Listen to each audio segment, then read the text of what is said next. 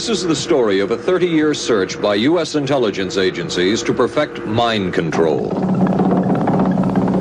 Some of those engaged in that search have agreed to talk about it for the first time. One said, "I think every last one of us felt sorry to attempt this kind of thing. We knew we were crossing the line." The search would be endless. From brothels, an agent says, we learned a lot about human nature in the bedroom, to the mystical rites of a magical mushroom ceremony performed by an Indian shaman, to a Spanish bull ring. The bull has had electrodes implanted in the brain and is controlled by a scientist. There would be victims.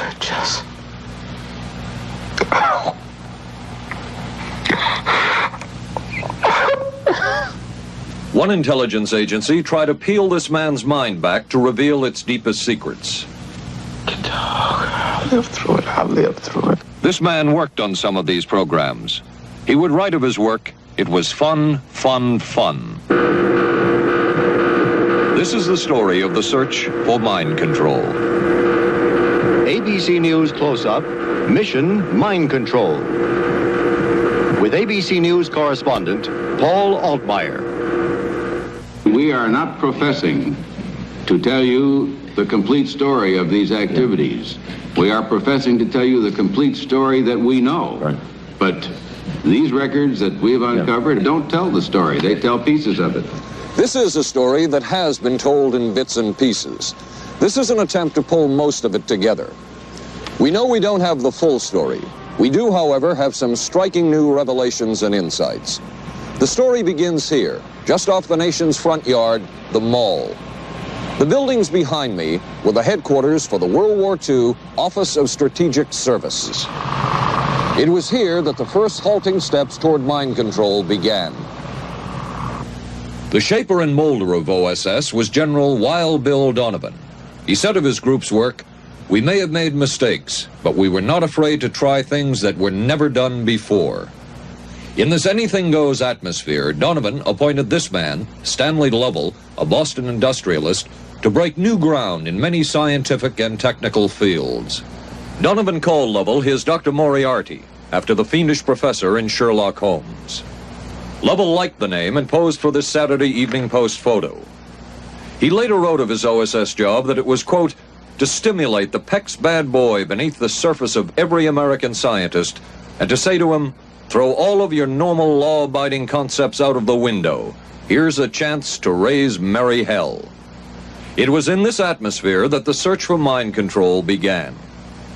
This bizarre man would be an active participant in that search over the next 2 decades. His name is George White, an OSS captain who had formerly been with the Bureau of Narcotics. In his diary, seen here publicly for the first time, White left a legacy of the darker side of American intelligence work. He received his early OSS training at the British-run school at Oshawa, Canada, the same school where Ian Fleming, the creator of James Bond, was trained. White referred to the school in his diaries as the Oshawa School of Mayhem and Murder. Mike Burke, former OSS colleague of White's and now president of Madison Square Garden Center. Very compelling fellow, mysterious fellow, almost mystical fellow. He was fascinating because you knew something about him, but not enough about him to really get a fix on him.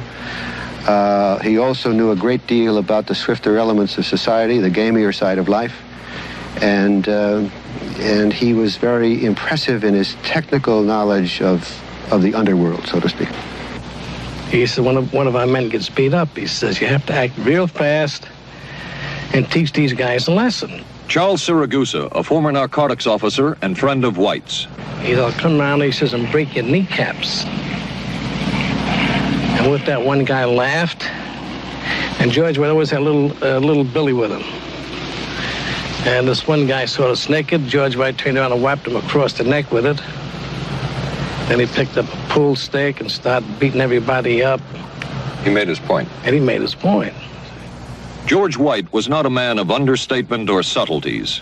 His boss at OSS, Stanley Lovell, referred to him as deadly and dedicated. In this note from White's diaries, it says, "Call Lovell regarding TD."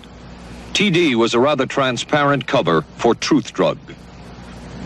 George White worked with the Truth Drug Committee here at St. Elizabeth's Hospital in the nation's capital. They experimented with mescaline, scopolamine, and marijuana on unwitting victims. The committee soon learned there was no easy panacea, no truth drug at this stage. But White and later colleagues would not stop trying. The goal remained the same. As this 1952 CIA memo says, the aim is controlling an individual to the point where he will do our bidding against his will, and even against such fundamental laws of nature as self-preservation. But it was a discovery here in Basel, Switzerland, at Sandoz Laboratories by Dr. Albert Hofmann that led the intelligence agencies of America to believe that they had found the panacea.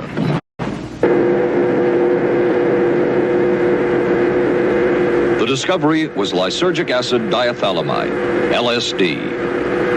The film that you see is considered by many experts to be the closest illustration of the effects of a hallucinogenic. It was one of the first times that anybody had run into a powerful drug that was different than anything else that they knew anything about. John Gittinger, recently retired chief psychologist for the CIA. This is the first time Gittinger has been interviewed publicly. We could disable a whole city by putting a very small amount on a water supply. After all of these years of us, those of us who were involved in looking for this secret drug, this was the only thing that began to look for the first time like it might be something like that. The CIA's interest in LSD was intense. The worry was that the Russians would get hold of it. Were the Soviets into LSD? I'm going to have to say I'm sure they were, but if you ask me to prove it, I've never seen any direct proof of it. But at one point, intelligence information received from Switzerland said that Sandoz Laboratories was about to put 100 million doses of LSD on the open market. And it caused enough concern within the agency that the United States was prepared to buy the entire supply. However, a slight mistake had been made. The mistake is made public for the first time. I just found out on a new CIA document that there were no such large quantities of LSD on the market. John Marks has filed numerous Freedom of Information suits against the CIA and has unearthed much new material. He is the author of The Search for the Manchurian Candidate, a history of intelligence agency work with mind control. He is a consultant for this report. What happened is that there was a military attaché in Switzerland, an American officer, who got milligrams and kilograms mixed up. In other words, he made a mistake of thinking 1/1000th of a gram was the same as 1,000 grams, which is a mistake of 1,000,000 times. So when the CIA got the intelligence that there were 100 million doses on the market, in fact, there were 100 doses. The man who would oversee the CIA's research into drugs and most of the agency's behavior programs is this man, Dr. Sidney Gottlieb, a chemist. Dr. Gottlieb declined ABC News' request for an interview. In their never-ending search for the miracle weapon, CIA operatives searched here in the remote mountain areas of southern Mexico for what up to then had been considered a myth, magic mushrooms. They used this man, a part-time chemist for the CIA, to dupe this man, a vice president of a bank and an amateur mycologist or mushroom expert, to try to get to the magic mushrooms and turn them into a drug. But it would be the amateur, R. Gordon Wasson and his colleagues, who would win the race and develop the drug psilocybin from the magic mushrooms. We went into the Mazatec area, far from the highways, remote from Mexico City. There we found that rotten bagasse, as it's called, bagasso, covered with mushrooms. These mushrooms I didn't know, had never seen. They were the sacred mushrooms. Wasson would also discover and record the ancient mystical rites of the mushrooms from a local shaman or magical priestess, Maria Sabina. And we were seeing incredible sights. They would go slowly or they would go fast as I ordained. All all your senses are rendered acute. We say that you see visions, you see hallucinations, but that doesn't begin to tell the story. The hallucinations are only part of it. You hear sounds, you smell things. The night was thrilling. Word of Wasson's discovery reached the CIA quickly. Dr. James Moore, a University of Delaware chemist, secretly served the CIA preparing deadly chemicals on short notice. Moore was instructed to get close to Wasson and accompany him on another trip to Mexico to get the magic mushrooms. Internal documents show the CIA felt a drug derived from the mushrooms could remain an agency secret. What in the world were they looking for with the magic mushrooms? I think the best answer to that is that they were looking for fundamental information on compounds that would be capable of causing changes in behavior, changes in mental attitude. Did you ever consider what would have happened if any of these substances were given to, say, unwitting people? Oh, I don't remember having considered that specifically. What if you, I trust perhaps you've thought about it. Well, I haven't worried about it. Your question again, what would I have thought had I known that any of these substances would have been given to unwitting persons? You mean a hostile agent of another government? No, I mean, that was probably one of the things they had in mind. I mean, testing it out on an American citizen.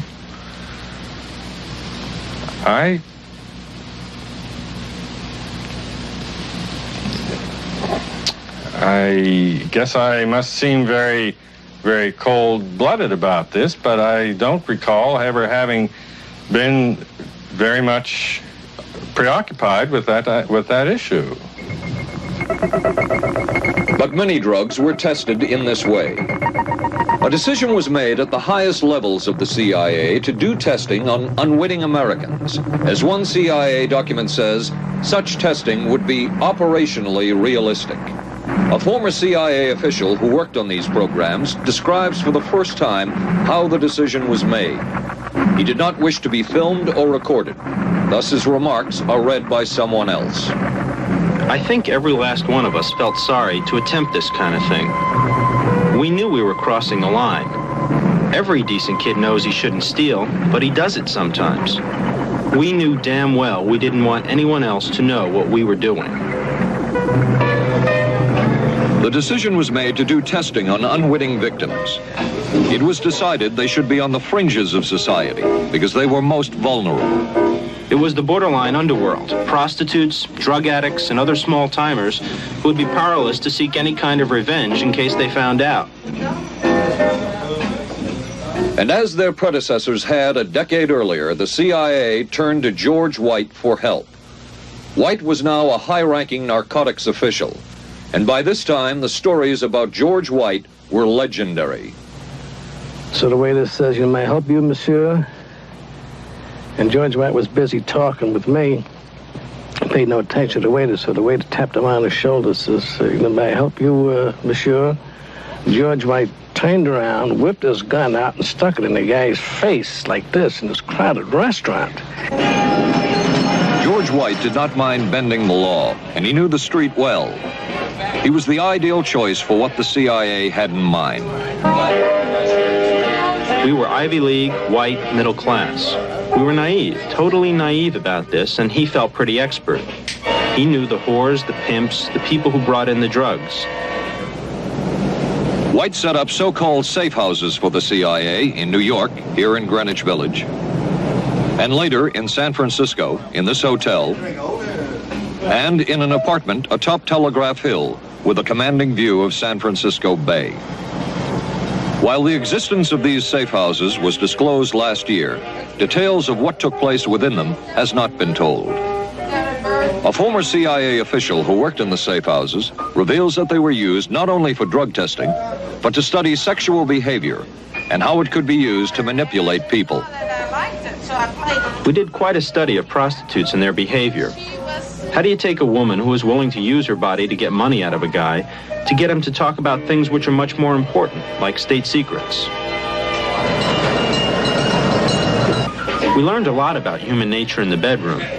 We started to pick up knowledge that could be used in operations. There would be victims in all of this, but as the agency knew, they couldn't fight back. Some entries from George White's diaries. Clarice gets horrors. Janet, sky high.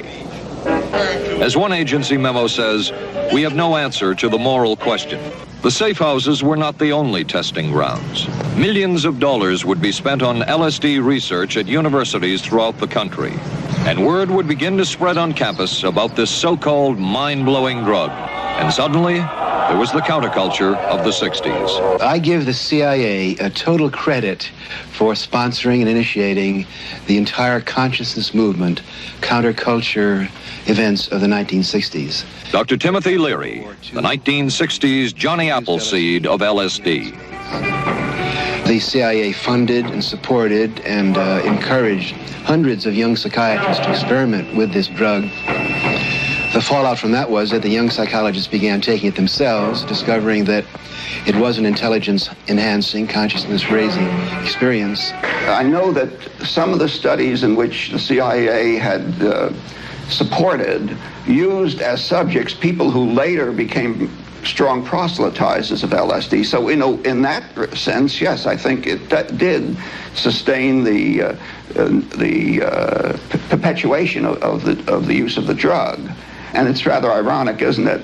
The counter case that I would make in relationship to that is to remember that the people who were doing the research were people who would be doing the research regardless of who was the sponsor. I don't think anybody working in that time in the remotest ever thought that it would blow up into the kind of thing that it did.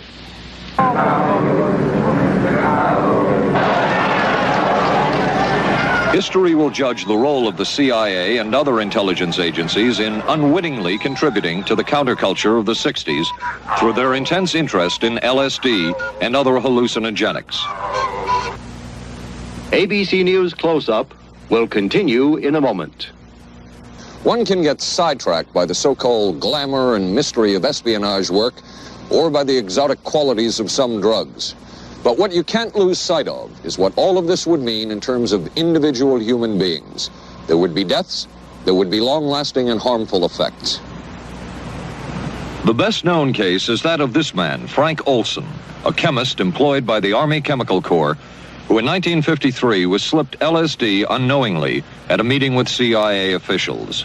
Shortly after that, Olson went into severe depression. Frank Olson was the first known fatality in the CIA's LSD program. Olson left behind a widow, Alice, and 3 children, but it would be years before they learned the real story of his death.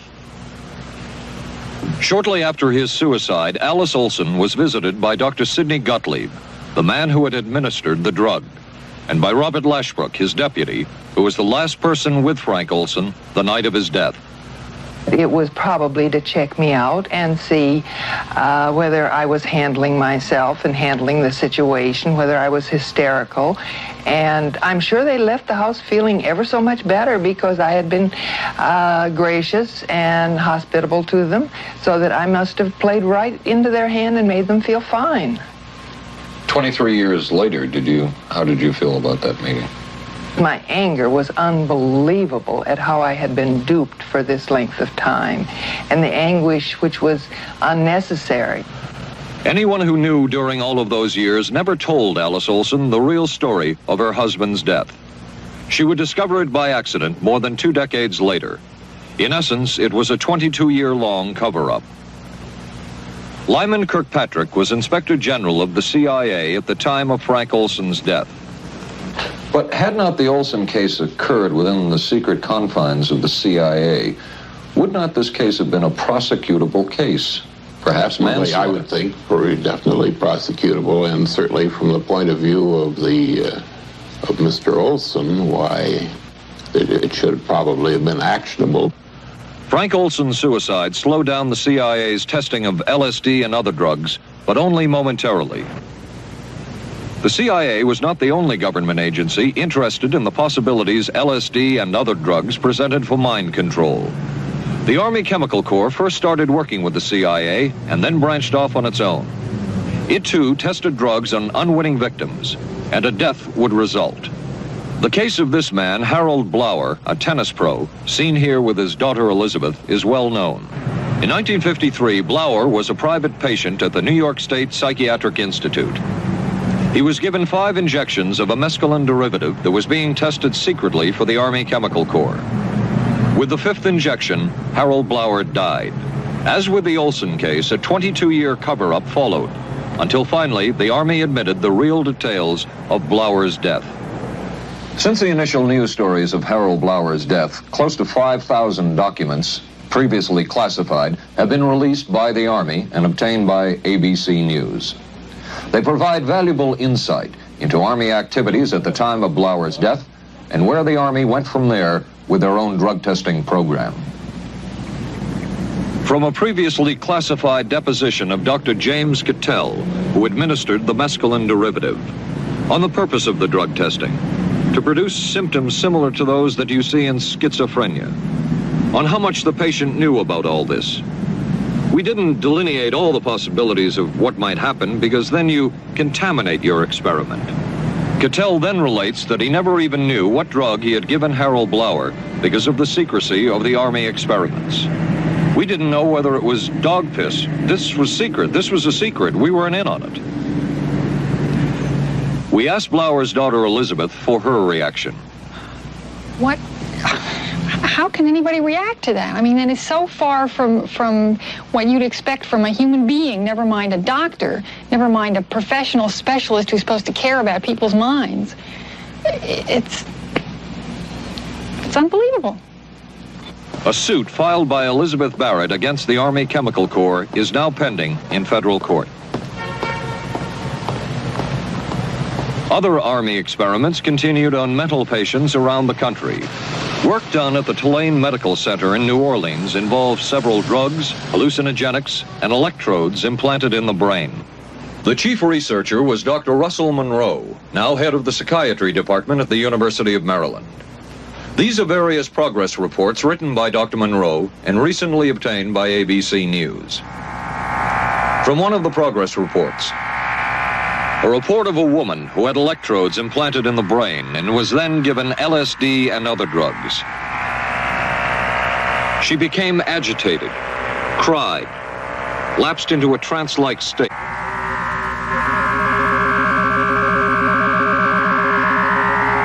Felt as if she were about to have a convulsion, experienced waves of darkness and light, had bizarre sensations in her neck and legs, said somebody was trying to manipulate her body. At this point, Dr. Monroe wrote that the woman was obviously having paranoid ideas. As a layperson, perhaps you can enlighten me. What therapeutic effect would the type of experiment that I just described have on a patient? Well, the therapeutic effect would be indirect. Was this patient aware that she was being given LSD? Yes, I mean, they were told that they would be given some medication, and they specifically LSD? Well, we told them, I don't think that they would have even known what LSD was then at the time. They were told that they were going to they would be given some medications which might make them feel worse. Dr. Monroe, what do you think the Army Chemical Corps was looking for in all of this testing? They were looking for an incapacitating agent, an agent that would not harm the person permanently, but would incapacitate them temporarily. That seemed like a humanistic way to wage a war, if war is necessary. When James Thornwell was given LSD by Army intelligence in 1961, this time it was no experiment. This time the express purpose was to peel back Thornwell's brain to bear any secret within it. This time the Army had gone operational. Thornwell, as reported on ABC last January, was an Army private stationed in Orléans, France. Classified documents were missing from his unit. Thornwell became a suspect. His 2.5-month interrogation included administration of sodium pentothal, hypnosis, isolation, and deprivation of sleep. Army documents obtained by ABC News refer to this interrogation as conventional. Despite the severe questioning, Army intelligence was getting nowhere with Thornwell, and it was decided to slip him LSD. For 16 years, Thornwell never knew what had hit him. Tell me about the acid. I'd rather not. It's a bad trip. It's a bad trip. That was a bad trip. The pain was so excruciating. Felt like somebody was sticking me with 1,000,000 pins. You know, just everywhere. Oh, it just...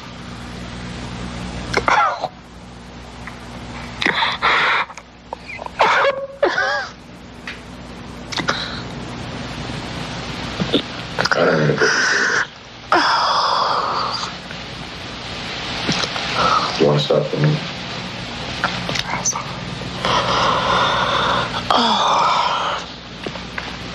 I walked around. You want to stop? Oh, I can talk. I lived through it. I lived through it. I lived through it. No charges were ever brought by the Army against Thornwell. He was discharged for psychological disorders. But an Army psychiatric evaluation of Thornwell obtained by ABC News, one which was done prior to Thornwell having been given LSD, says of him, fairly cooperative, oriented, alert, and gave no evidence of psychosis or depression. From the Army's point of view, this type of LSD interrogation was a success. Other documents refer to the exploitability of interrogation subjects, cracking them, keeping them off balance mentally, and providing an economical, speedy, and productive aid to interrogation.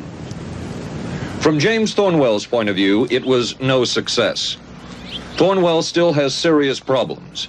He's run through 2 marriages. He maintains he can't hold a job, can't concentrate, has nightmares, and feels socially and emotionally isolated. Last fall, Thornwell filed suit against the government in federal court. In a moment, we will examine the closest experimentation to brainwashing that we have uncovered. Ask your doctor about Nubeqa.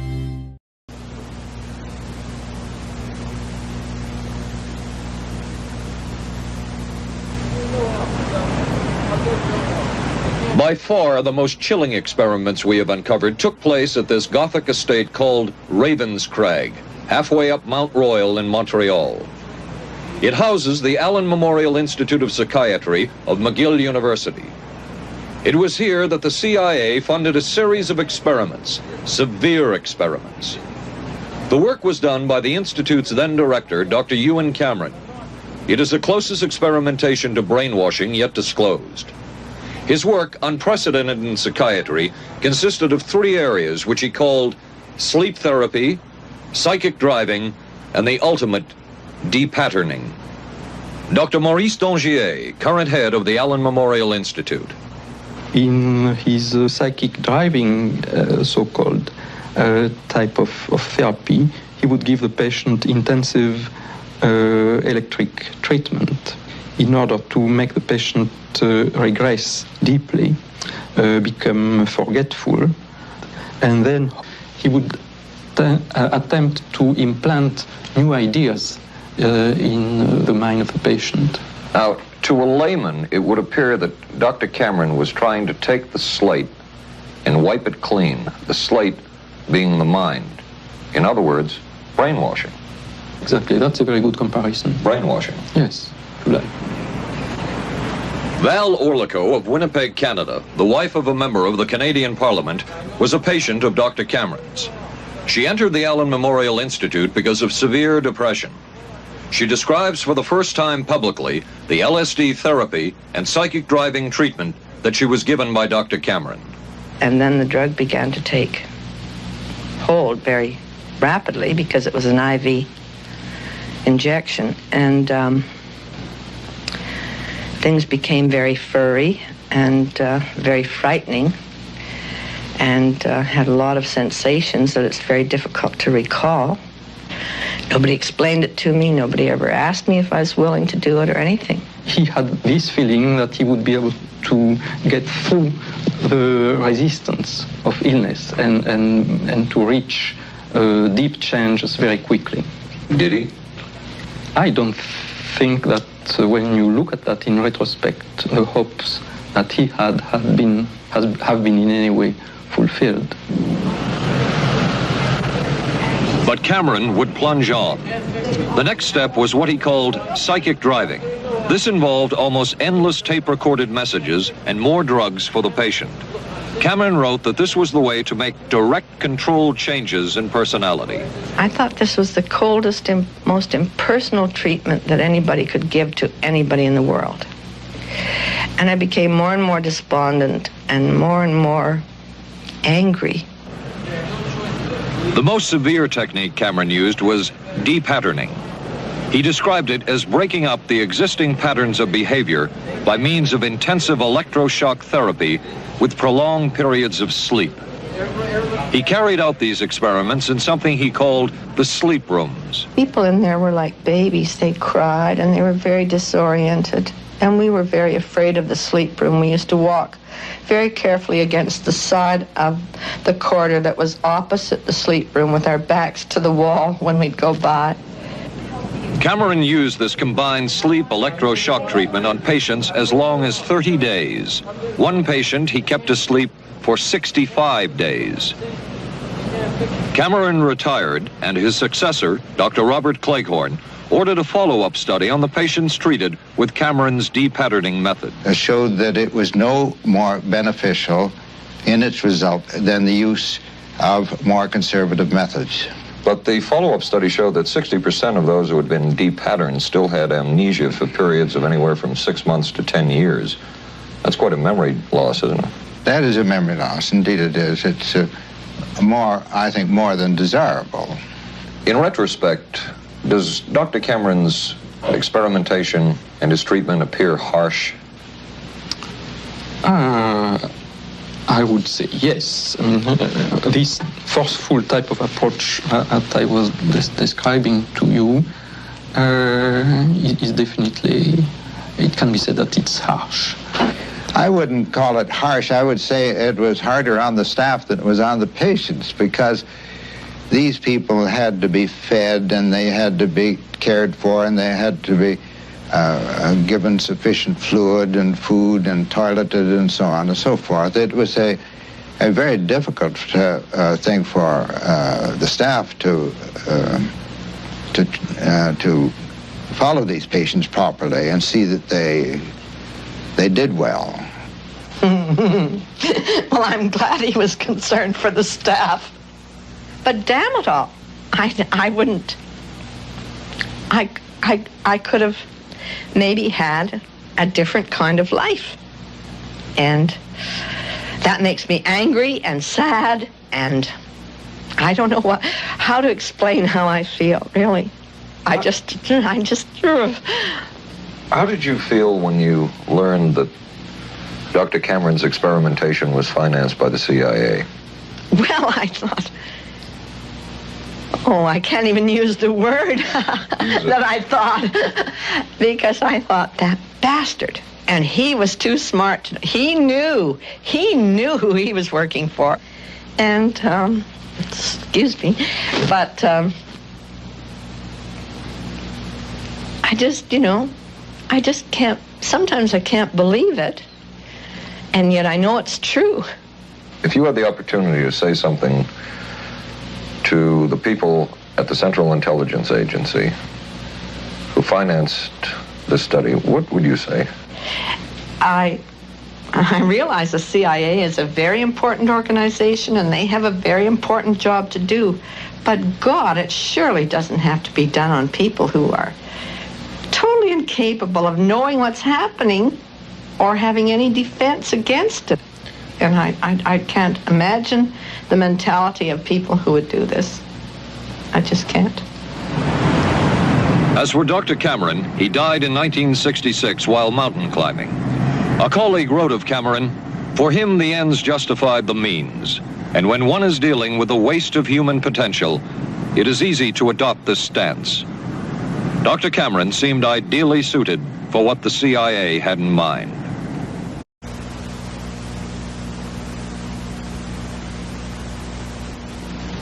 It was the Cold War, and especially the trial of Joseph Cardinal Mindszenty, who was forced to testify in a Hungarian court that he was a spy. And then later, the Korean War, with the coerced and mainly fraudulent confessions of American servicemen. My information took place on the... That would spark intense interest in intelligence circles about brainwashing. The CIA secretly commissioned a study of communist brainwashing methods at the Cornell University Medical Center. A leader of that study was Dr. Lawrence Hinkle. He explains first the Russian method of controlling and breaking a person. Absolutely isolated from everyone else, with one man whose job it is to get you to write the extent to which you are a criminal. In this setting, you can get people to do most anything, do you see? Because you don't have to lay a hand on them. And by the time you get through and you go up before the judge, the fellow says, were you a spy? He says, yes, I was a spy. The Chinese never really had this kind of a state police system.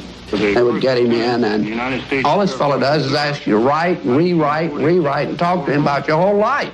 Graduated from pilot training in 1949. While the purpose of the study was to find out about communist brainwashing techniques, CIA documents show that the agency was interested in developing mind control methods of its own, to precondition and control Chinese living in this country to be sent back to their homeland as CIA agents. What do you think they were looking for?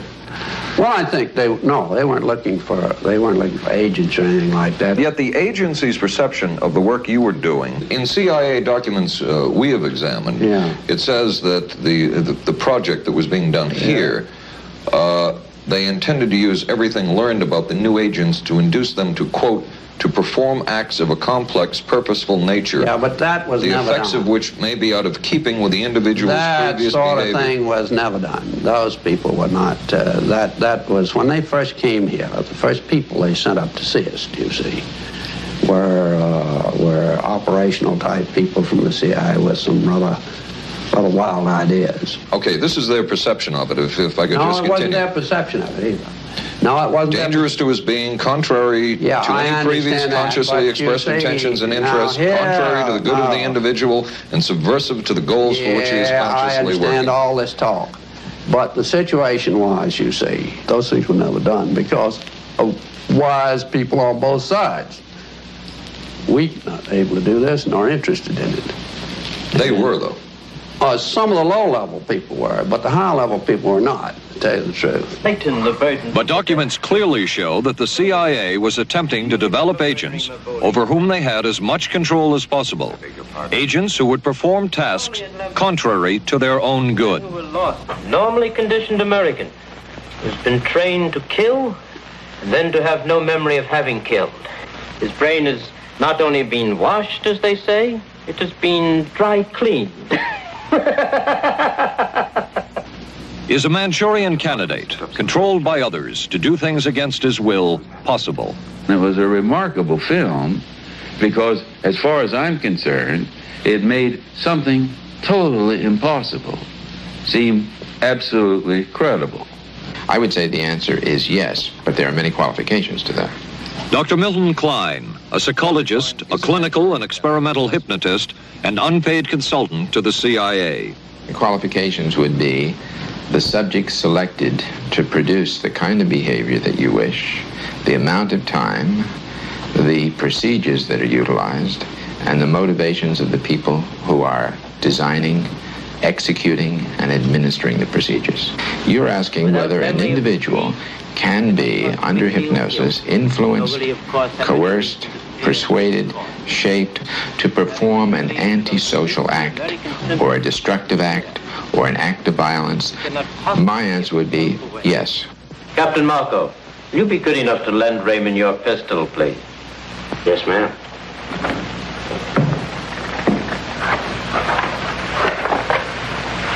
Thanks, Ben. Sure, kid. Shoot Bobby Raymond. Through the forehead. Yes, ma'am.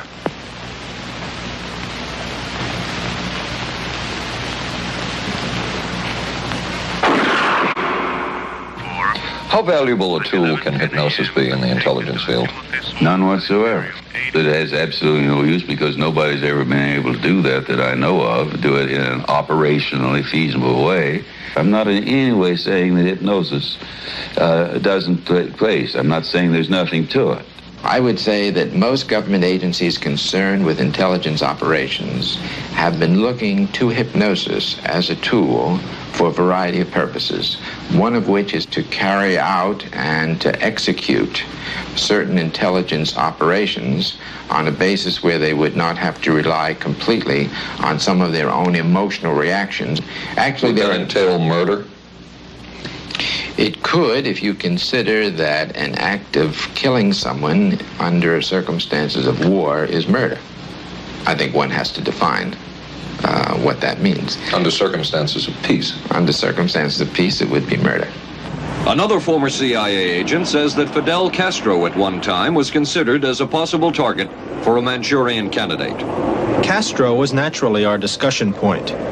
Could you get somebody gung-ho enough that they would go in and get him? But if you have 100% control of a guy, you have 100% dependency. If something happens and you haven't programmed it in, you've got a problem. So in the end, it was decided that a Manchurian candidate was not feasible. But the search for mind control continued. But could the mind be controlled? Perhaps not. But is human behavior predictable? In this area, the CIA did make a significant breakthrough. A personality assessment system designed by the agency's chief psychologist, John Gittinger. It comes close to being able to predict how humans will behave. It's really a descriptive system, an attempt to try to describe personality in a relatively systematic way so that hopefully you can get some kind of an idea to predict what the behavior between different kinds of individuals. Gittinger's system had many uses in intelligence work. One was to draw personality portraits of world leaders. Using Gittinger's system, the agency concluded the Shah of Iran is a brilliant but dangerous megalomaniac whose basic problems resulted from an overbearing father. And there were other applications. Your assessment staff played a key role in helping other governments pick their police intelligence agencies, including, we've learned, the Korean CIA, Uruguayan National Police. Can you tell us about this? No. Author John Marks, the former #2 CIA man in Uruguay, told me how in 1966 John Gittinger and an assistant traveled down to Uruguay and gave the tests in order to select members of the Uruguayan intelligence service. A psychologist who used to work for the CIA told me in 1961 he personally traveled to South Korea as part of an American CIA effort to set up the Korean CIA and to give the personality tests to candidates for the Korean CIA to choose the best man for their secret police. But one of the basic functions of Gittinger's system was finding the vulnerabilities of an agent, a double agent, or a potential agent. In its applicability to intelligence work, isn't the PAS system looking for a person's soft spot? Well, of course, the answer to that is yes, but I hasten to say soft spot. This is what I consider a negative word. Of the hundreds of behavioral projects undertaken by the CIA, Gittinger's appears to have been one of the more successful and more conventional. Other experiments were not as conventional.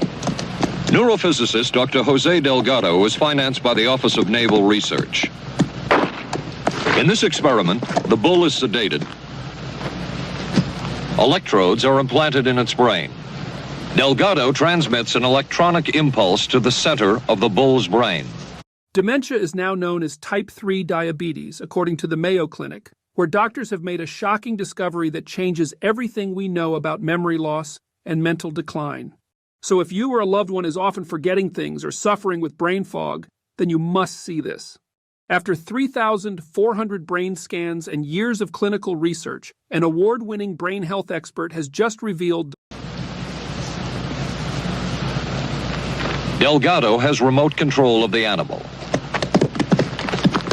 Recently released CIA documents refer to the feasibility of remote control of animals, and that special investigations will be conducted toward the application of selected elements of these techniques to man. Other areas were examined through the 60s and 70s. Brain surgery, psychosurgery, creation of amnesia, parapsychology, manipulation of genes. Even though past and present CIA officials have indicated this kind of work ended in 1963. Whole truth, nothing but... And one of those who took part in these programs. Thank you, sir. In 1977, the Senate subcommittee heard testimony from many of them, but the testimony was not that revealing. According to one of them, they agreed amongst themselves to keep the inquiry within bounds that would satisfy the committee. Former narcotics officer Charles Siragusa says that he was asked to limit his testimony by the man he reported to at the CIA. He wanted me not to say anything. To perjure yourself. That's right. Well, either that, I'd have to perjure myself or take the Fifth Amendment. And I'm not about to take the Fifth Amendment for anybody. Okay. Former CIA chemist Robert Lashbrook testified he had no first-hand knowledge of the agency-run safe houses when, in fact, he supervised one of them. There was very little... And according to George White's diaries, was at a safe house when White conducted what he called an LSD surprise experiment. Dr. Sidney Gottlieb, whom we recently filmed near his California home, oversaw many of the CIA behavioral programs. He retired in 1973 and destroyed the records of this work. In sort of a valedictory letter, Dr. Gottlieb wrote that he and his colleagues had been able to maintain contact with the leading edge of developments in the field of biological and chemical control of human behavior. Dr. Gottlieb also testified before the Senate subcommittee, but from an anteroom where he could not be filmed because of what his lawyer termed health and cardiac problems. Dr. Gottlieb declined ABC News' request for an interview. And what of George White, the man who helped the agency in so many of its programs? He would retire here to Stinson Beach, California. And shortly before his death, he wrote to his boss at the CIA, Dr. Sidney Gottlieb, and summed up his career by saying, "It was fun, fun, fun. Where else could a red-blooded American boy lie, kill, and cheat, steal, deceive, rape, and pillage with the sanction and blessing of the All-Highest?" Has mind control been achieved? From all of the available evidence, it appears doubtful. The human will has prevailed up to this point. But as we have seen, work is continuing in this field, work that we still don't know very much about. How deeply are the Russians and other dictatorships into all of this? We really can't say, and the CIA is reluctant to give out information about it. But the basic question remains, what place does all of this have within a democracy? One final point should be made. As one of the persons who worked on these programs told us, we are very capable, conscientious, and very dedicated scientists working for our country. Their work speaks for itself. This is Paul Altmaier for ABC News. Good night.